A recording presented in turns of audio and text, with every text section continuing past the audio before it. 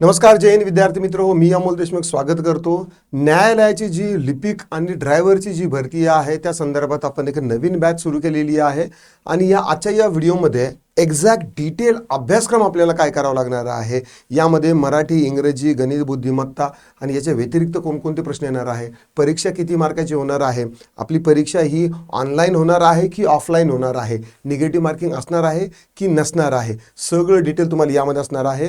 आणि भरतीच्या हिशोबाने तुम्हाला जर कट ऑफ जर पार करायचा असेल तर कट ऑफ पार करण्यासाठी तुम्हाला किती मार्क्स मिळवणं गरजेचं असणार आहे, सगळी डिटेल खडानखडा माहिती तुम्हाला या व्हिडिओमध्ये मिळणार आहे. तत्पूर्वी आपली ही न्यायालय भरतीची ही जी बॅच आहे, स्पेसिफिकली ड्रायव्हर आणि शिपाई भरतीसाठी ही बॅच आपण लॉन्च केलेली आहे. फक्त 999 आहे. यामध्ये तुम्हाला 20 टेस्ट ज्या आहेत तर त्या मिळणार आहेत. लाईव्ह प्लस रेकॉर्डेड स्वरूपाचा हा बॅच असणार आहे. ही बॅच असणार आहे. हे आपलं ॲप्लिकेशन आहे, डिस्क्रिप्शनमध्ये लिंक आहे, जॉईन करा. जर कोर्सबद्दल आणखी डिटेल माहिती पाहिजे असेल 70 66 155 355 वर कॉन्टॅक्ट करा. स्पेसिफिकली तुमचा कोर्स परचेस केल्यानंतर तुम्हाला एक स्पेशल टेलिग्रामची लिंक येईल, व्हॉट्सअप ग्रुपची लिंक मिळेल. त्यामध्ये डेली आपले जे आहे तर स्ट्रॅटेजी सेशन जे आहे तर त्याची देखील लिंक तुम्हाला मिळत राहील. इम्पॉर्टंट अपडेट्स वगैरे आहेत तर ते पण मिळत राहील. चला सुरू करूया. हा जो आपला एक्झाम किंवा ही जी परीक्षा होणार आहे, ही जी न्यायालय भरतीची परीक्षा जी होणार आहे ना, तर याचा सविस्तर सिलेबस काय असणार आहे हे आपण पाहूया. बघा, आता ही जी परीक्षा आहे ना, तर ही परीक्षा 30 मार्काची आहे. किती मार्काची आहे तुमची लेखी परीक्षा? ही तुमच्या फक्त 30 मार्काची आहे. आता भारतामध्ये भरपूर असे हायकोर्ट आहेत, प्रत्येक राज्याला एक हायकोर्ट असतं. हायकोर्टसाठी बाकीच्या हायकोर्टसाठी जे आहेत ना, तर त्या कधी कधी 100 मार्काचे पेपर आहेत, पण महाराष्ट्रासाठी 30 मार्काचा आहे. हे बघा, परीक्षा जी आहे तर ती लेखी परीक्षा होणार आहे आणि त्यामध्ये तुम्हाला कमीत कमी 15 मार्क मिळवायचेच आहे. यावेळेस शिपाई भरतीचा जो कट ऑफ आहे तो कमीत कमी 45 प्लसच लागणार आहे. ही गोष्ट तुम्ही मनावर लिहून ठेवा. 46 वरती किंवा 47 वरती जरी गेला तरी तुम्ही आश्चर्यचकित राहू नका. ठीक आहे. लेखी चाचणीसाठी MCQ टाईपचे प्रश्न जे आहेत तर ते तुम्हाला असणार आहे, ऑब्जेक्टिव्ह टाईप असणार आहे. देन तुमची शारीरिक क्षमता जी आहे तर ती 10 मार्काची होणार आहे. ऑफकोर्स 10 पैकी 10 तर जवळपास सगळ्यांनाच पडणार आहेत. आणि मुलाखतीमध्ये तुमचे काही 1-2 मार्क्स कट झाले तर झाले, पण लेखी परीक्षेमध्ये 28-29, 27-28-29 या पद्धतीनंच आपण मार्क्स वाढायचे या उद्देशानं आपण काय करणार आहोत, तयारी करणार आहोत. परीक्षेचा पॅटर्न जसं मी तुम्हाला सांगितलं, MCQ आहे, एकूण प्रश्न 30 असणार आहे, प्रत्येक प्रश्न 1 मार्काला असणार आहे, एकूण गुण 30 मार्क आहे. निगेटिव्ह मार्किंग यामध्ये नाही आहे. कालावधी साधारणतः 90 मिनिटं किंवा 1 तासाचा देखील असू शकतो. ठीक आहे ना. आता हायकोर्टची बाकीचे जे हायकोर्ट आहे त्यामध्ये मी तुम्हाला सांगितलेलं जसं की 50 प्रश्न असतात आणि 100 मार्काची टेस्ट असते. याच्याशी आपल्याला काही घेणं नाही, हे बाकीच्यासाठी आहे. बॉम्बे हायकोर्टसाठी फक्त 30 प्रश्न आहे आणि हा सध्याचा मानक नमुना आहे. ना आता येऊया आपल्या अभ्यासक्रमाच्या डिकोडवरती.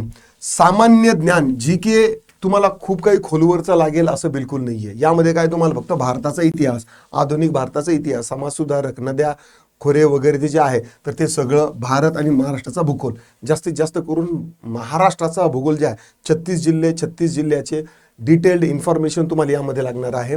देन भारतीय संविधान, आपलं जे संविधान आहे, संविधानाचे जे मूलभूत अनुच्छेद आहे किंवा जे घटक आहेत तर ते तुम्हाला इथं अभ्यास करायचे आहेत. चालू घडामोडी, राष्ट्रीय व आंतरराष्ट्रीय चालू घडामोडी ज्या तर त्या विचारणार.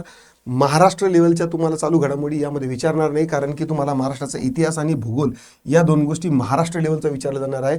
चालू घडामोडी तुम्हाला मागच्या 6 ते 8 महिन्याच्या नॅशनल आणि इंटरनॅशनल लेवलच्या चेक होतील.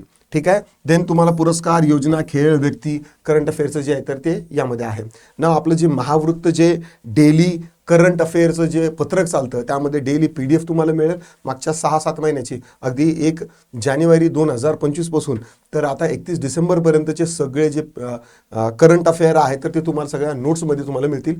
हे 4-4, 5-5 तासाचे व्हिडिओ पाहायची गरज पडणार नाही. अगदी 2 दिवसात तुमचा वर्षभराचा मेन ज्या कॉमनली ज्या 400 ते 500 ज्या महत्त्वाच्या चालू घडामोडी झालेल्या आहेत तर त्या सगळ्या तुम्हाला नोट्स जरी वाचल्या तरी तुमच्या परफेक्ट झालेल्या असतील. नाव पुढचा जो आहे विषय तो आहे मराठी आणि इंग्रजी. ठीक आहे. मराठी आणि इंग्रजीमध्ये काय आहे की व्याकरणाचे मूलभूत नियम येतील तुम्हाला. पार्ट्स ऑफ स्पीच तुम्हाला करून ठेवायचं आहे. देन वाक्यरचना, सेंटेन्सवरती ॲक्टिव्हाइज, पॅसिव्हाइज, डायरेक्ट, इनडायरेक्ट याच्यावरती येईल तुम्हाला आर्टिकल वगैरे. देन वोकॅब जे आहे तर ते वोकॅब तुम्हाला विचारले जातील. पर्यावरणाचा पर्यायवाची विलोम म्हणजे तुम्हाला काय आहे की ऑड मॅन आउट म्हणा किंवा स्पेलिंग एरर म्हणा या त्यामध्ये येतील. आणि वाक्यातील चुका द्या आहे. इंग्रजीमध्ये पण नाऊन, वर्ब, सब्जेक्ट, ॲक्टिव्हिटी हे येणार आहे. पार्ट्स ऑफ स्पीच ते येणार आहे.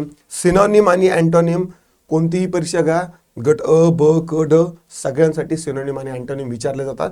सिनोनिम आणि अँटोनिम हे जे आहेत हे तुम्हाला नवीन काही विचारले जाणार नाही. ज्या आतापर्यंतच्या एक्झाम झालेल्या आहेत, जरुरी नाही की फक्त न्यायालयाच्याच, इतर ज्या TCS म्हणा किंवा बाकी इतर विभागाच्या ज्या एक्झाम झालेल्या आहेत तर त्यातलेच काही निवडक टॉप 200 नुसते सिनोनिम आणि अँटोनिम जरी केले तरीही तुमचा पेपर हमखास आउट ऑफ येईल. देन एरर स्पॉटिंग आहे आणि sentence correction subject verb agreement मी स्वतः तुम्हाला इंग्रजी शिकवणार आहे. हे सगळं जे आहे तर तुम्हाला यामध्ये अभ्यासायचं आहे. देन पुढचं तुमचं गणित आणि बुद्धिमत्तेमध्ये तुमचं बॉड मास येणार आहे. कंचे भागुबेव, ठीक आहे, 5 + 5 गुणिले 5 जर असेल तर लोक काय करतात 5 + 5 10, 10 × 5 50, पण हे उत्तर चुकीचं आहे. याचं उत्तर 30 आहे. 5 × 5 5 + 25 आणि 5 असे साधे सोपे जे बॉडमास रूलवर आधारित जे उदाहरणं आहेत तर ते तुम्हाला विचारले जातील. देन ॲव्हरेज आहे, पर्सेंटेज आहे, साधे गणितीय प्रश्न असणार आहे आणि 10वी पर्यंतचं जे काही गणित आहे बस तेवढंच तुम्हाला असणार आहे. डेरिव्हेटिव्ह इंटिग्रेशन म्हणा किंवा ट्रिग्नोमेट्री एवढ्या डिटेल तुम्हाला येणार नाही. तुम्हाला पदावली वगैरे सुद्धा येणार नाही, इक्वेशन वगैरे ते पण येणार नाही. ठीक आहे, साधं आहे. बुद्धिमत्तेमध्ये कोडिंग डिकोडिंग येणार आहे, क्रम श्रेणी येणार आहे, आकृतीवर आधारित प्रश्न येणार आहे. ठीक आहे, योग्य पर्याय निवडा आणि सामान्य जे लॉजिकल रिझनिंग आहे तर ते येणार आहे. ठीक आहे, सेटिंग अरेंजमेंट वगैरे या साध्या गोष्टी येणार आहेत. देन परीक्षा पद्धत जी आहे ना तर ती तुमची ऑफलाईन होणार आहे, OMR किंवा ऑनलाईन पण होऊ शकते. याबद्दल ठोस असं सध्या काही नाही आहे. मागचे जे पेपर पाहिले ना तर ते सगळे ऑफलाईन झालेले आहे, पण यावेळेस आता 1000 रुपये आपली किती घेतलेली आहे, फीस घेतलेली आहे. तर शासन म्हणा किंवा माननीय हायकोर्ट सडनली एवढं आउट ऑफ द बॉक्स विचार करून लेखी परीक्षेसाठी 1000 रुपये चार्ज करेल एवढं सेन्सिबल वाटत नाही. झाली तर ही परीक्षा ऑनलाईन देखील होऊ शकते. जर ऑनलाईन झाली तर CBT लेवलची तुमची परीक्षेची तयारी आतापासूनच बघा. CBT जर झाली ना तर सगळ्यात जास्त फटका मुलांना बसतो, कारण की कम्प्युटरवरती जाऊन एक्झाम देणं आणि मोबाईलवरती एक्झाम सोडवणं यामध्ये खूप फरक आहे.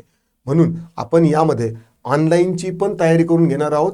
तुम्हाला टेस्ट सिरीज अशा पद्धतीने आपण डिझाईन केलेल्या आहेत की ॲक्च्युअल रणांगणामध्ये गेल्यानंतर आपल्याला ज्या पद्धतीने लढायचं आहे तर त्याचा एक रंगीत तालीम तुम्हाला मिळावी यासाठी तुम्हाला ऑनलाईनची देखील तयारी ठेवावी लागणार आहे.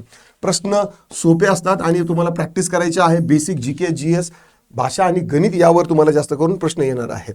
आता तयारीसाठी टिप्स काय आहेत की मागच्या सगळ्या प्रश्नपत्रिका सोडवायच्या आहेत. आपल्या ॲप्लिकेशनमध्ये सगळ्या प्रश्नपत्रिका तुम्हाला डाउनलोडेड आहे. ठीक आहे, आणि सगळ्या प्रश्नपत्रिका आपण इथे लाईव्ह स्वरूपात आपण तुमची प्रॅक्टिस करून घेणार आहोत. चालू घडामोडीचे रोज अपडेट आपलं असतं ते देखील आहे. व्याकरणाचे नियम जे आहेत तर ते तुम्हाला म्हणजे पिळून प्यायचे आहेत आणि गणिताचा रोज तुम्हाला सराव करायचा आहे. ठीक आहे, तर अशा पद्धतीने 10वीच्या बेसवरती हा अभ्यासक्रम आहे. खूप काही चॅलेंजिंग आहे असं काही नाही आहे. इझी टू मॉडरेट लेवलचे तुमचे हे जे पेपर आहे तर ते दिसायला मिळू शकतील किंवा यामध्ये थोडेसे डिफिकल्टी लेवलचे जर का काही 4-5 प्रश्न जरी आले तरी आश्चर्यचकित व्हायचं नाही, कारण भरपूर असं ज्यांचे ग्रॅज्युएशन झालेलं आहेत ते मुलं देखील या परीक्षेकडे एका चांगल्या आशेने उमेदीने पाहत आहे. म्हणून मला असं वाटतं की ही जी परीक्षा जी असणार आहे फार इझी लेवलची असणार नाही. मॉडरेट टू थोडंसं डिफिकल्टी लेवल हार्ड देखील जाऊ शकतं. पण असं नाही की तुम्ही काही या पुढच्या 2 महिन्यामध्ये अभ्यास करू शकणार नाही. 2 महिने तर खूप झाले.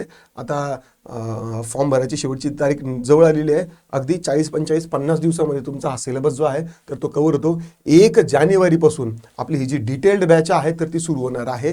हे एक तुम्हाला मी आवर्जून सांगतो.